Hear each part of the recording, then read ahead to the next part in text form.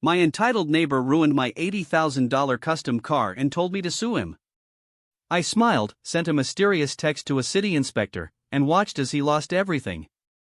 I want to preface this by saying that I am usually a very patient person. I believe in giving people the benefit of the doubt, and I absolutely hate drama. But sometimes, when someone is just so fundamentally entitled, you have no choice but to teach them a lesson in consequences.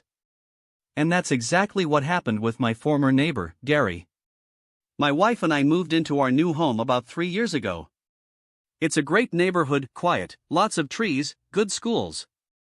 Everything was perfect, except for Gary, who lived right next door. From day one, Gary was a problem.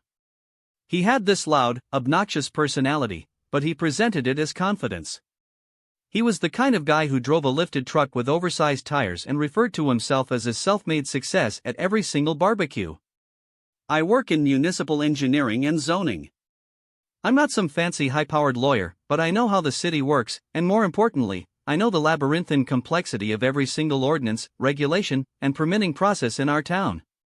I basically spend my days making sure that things are built correctly, or punishing people who haven't bothered to get the right paperwork. Gary didn't know this about me. He just assumed I was some quiet suburban drone. Our conflicts started small. Gary would constantly throw loud, unannounced parties that lasted until 3 a.m. on Tuesday nights.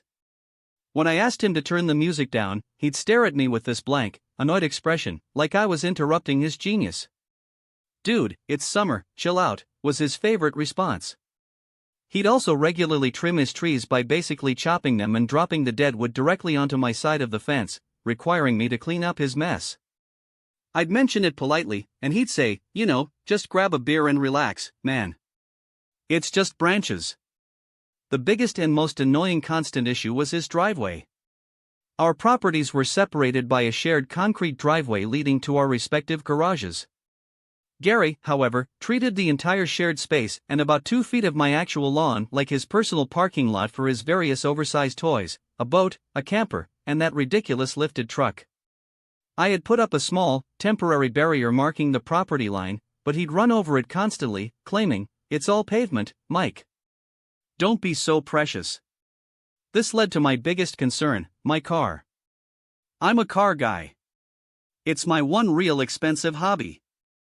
I spent years rebuilding and customizing a 1970 Ford Bronco. It was flawless. The paint was pristine, the engine was perfect, and the interior was totally redone. Insurance valued it at around $80,000.